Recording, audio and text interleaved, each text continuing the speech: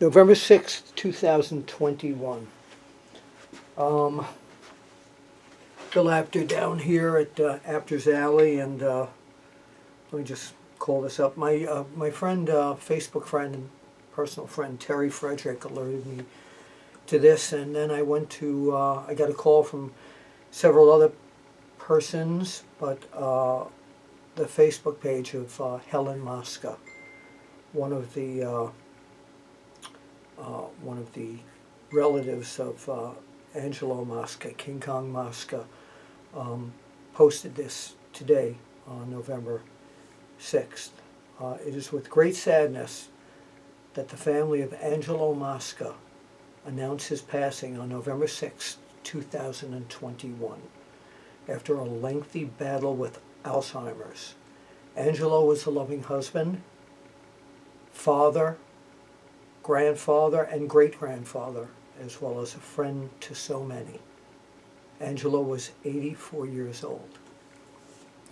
He was a friend to me. I traveled with him for many, many, many years in the Mid-Atlantic area, and when he was wrestling in the WWF, and also in the IWA, where he had some battles with Mil Mascaras, Tex McKenzie, a lot of the IWA guys.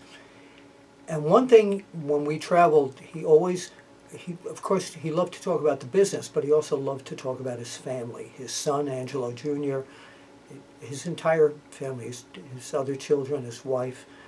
And we talked about his parents when he was little, about his family life. That was the most important thing to him. As you know, or if you don't know, he was a football player as well as a wrestler in the Canadian Football League, I believe it was. You know what? When we talk about him being a family man, he met my dad, Nat Apter, once, and he kept calling my dad Pop, or Papa, or Pops, or Nat, whatever. He was really felt very close to my dad, like a bonding, like my dad was another father to him. And even when I was backstage with my dad at places like Madison Square Garden, he would always approach my dad first and give him a great big hug. And we were very appreciative of that. He enjoyed the publicity in the magazines, of course, but he was a guy with a big heart. He really was. And I know I say that about a lot of guys, but he was just, he used to say to me, Billy, I'm just a nice paisano. I'm a nice guy. I like people. And he had a great sense of humor. He really did. In the ring, he was one of the toughest guys around. Thus the name King Kong Mosca, King Kong Angelo Mosca. We will miss him. I've been unable to speak with him for several years due to the onset of Alzheimer's, but I did keep in touch with his family periodically, even through a fundraiser they did many years ago. So let's salute King Kong Angelo Mosca. Yeah, and if you have any great memories of Angelo Mosca, whether it was gridiron related, whether it was wrestling related, or just pro wrestling or personally related, please leave it here. The wrestling world saddened again, losing another classic superstar. This is Bill Apter, November 6th, 2021. Rest in peace, my friend, Angelo Mosca. This is Bill Apter and this guy, Angelo King Kong Mosca. Wow. What a thrill it is! What a thrill it is to see you. It's been a long time. Boy, I tell you what, and I'm glad I was able to come here. This guy gave me the opportunity to travel with him up and down the road to the Northeast back in the days when he was in the WWF. Yeah. Back in the IWA days when he wrestled people like Mighty Igor and Mil Mascaras. Oh my gosh. Back in the Carolinas when we traveled with God, the likes of some of the young Ric Flair. Well, Ric Flair was really instrumental in me continuing my career. Unfortunately, he had a bad accident in a plane crash. Yes, I remember and that. Him and Valentine. Johnny Valentine. Johnny Valentine's career was finished. And Bob Bruggers, I believe. Yeah, correct? Bob Bruggers was in that too. And Ric Flair broke his back, and they just so happened they needed a couple of big heels, and I was the lucky culprit. Come along, Blackjack Mulligan and I, and we carried the territory for a while, and we did booming business and got lucky. Wow. Tell us what you're doing these days. Where are you living? What are you doing? Well, I live in south of Toronto. I live in Niagara-on-the-Lake, Ontario, and I'm actually having a hell of a lot of fun.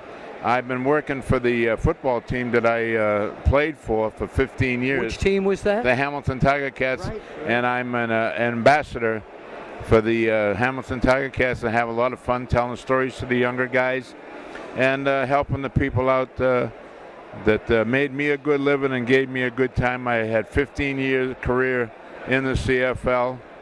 I played in 9 championships and won 5. And it's just been a great ride in life. And now I'm coming up to my 75th year. Wow. Yeah, how time passes You on. don't look it. You don't look it. Now, let's go back. Laugh a lot. Let's go back. That's the secret. Let's go back to your wrestling career. If you could pick, let's say, 5 of the greatest people you wrestled against, Ooh. who were they? And they don't have to be in order. No. But who would they be? Number 1, Jimmy Snuka.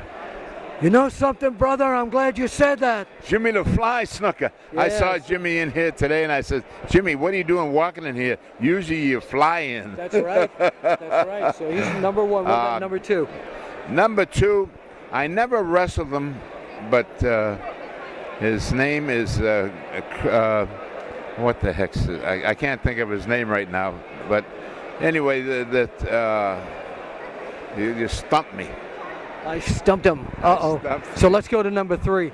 Number 3, Jack Briscoe. What an incredible wrestler. Oh, he's the best. Unfortunately, we just lost Jack a little while ago. Yeah. And but I had some great memories of some great guys. Gene Kaniski and I have some of the greatest matches in Winnipeg, Manitoba, when we used to get on the television argue who was the Canada's greatest athlete. It was you, right? Well, Gene, unfortunately, is passed on, so now it's me. Okay. All right. And the other guy, they changed us to what they call a baby face in Winnipeg. A good guy. Maurice Vachon. Oh, what an incredible maniac. Take you and squeeze your head like a grape. He always used to say. That sounds just like him. By the way. What a great individual he was. And him and I did some national commercials together. And Maurice was just another great character that came along down the line. And I like the characters. We have a lot of fun together. Yeah. Do you follow wrestling these days? I do and I don't. Who do you see that impresses you on the guys that you do? I'm not even impressed with the business.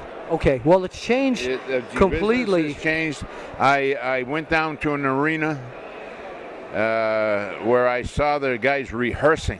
Oh. I cannot believe that, but you know, in our day, if you stuck a red eye to our face and did a 2-minute interview, we could talk for 2 minutes with no problem.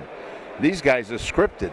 Yeah. And I don't know, the business, I don't know if the business draws as well, but maybe it's a sign of the times. Maybe I should get with the times, but gosh, it's hard to get with the times when you walk into an arena at 2:30 in the afternoon and see the guys rehearsing for the show at nighttime. I have a hard time with that because we used to have pride in our business. I could throw a punch in your jaw, wouldn't even touch you, but I hope you react to it. Sure. But it looked real. Right. And we took pride in our business. We made things look real. Okay. All right. Now, what about your son? Your son became a wrestler for many years, mainly back in the Mid-Atlantic area. What's he doing these days? My son, unfortunately, he was 7 years he was in the business.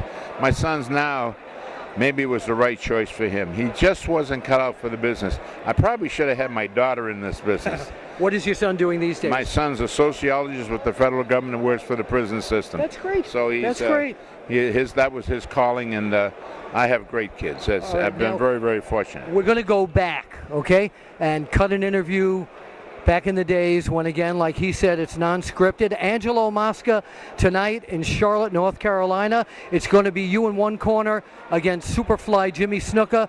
Snuka told me on an earlier interview he's going to tear you to pieces.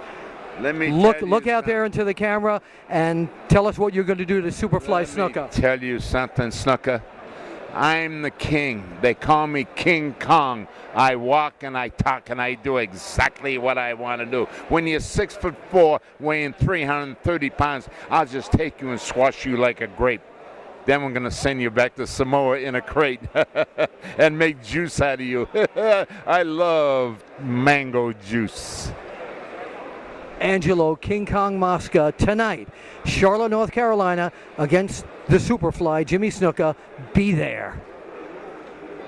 Hey, you still got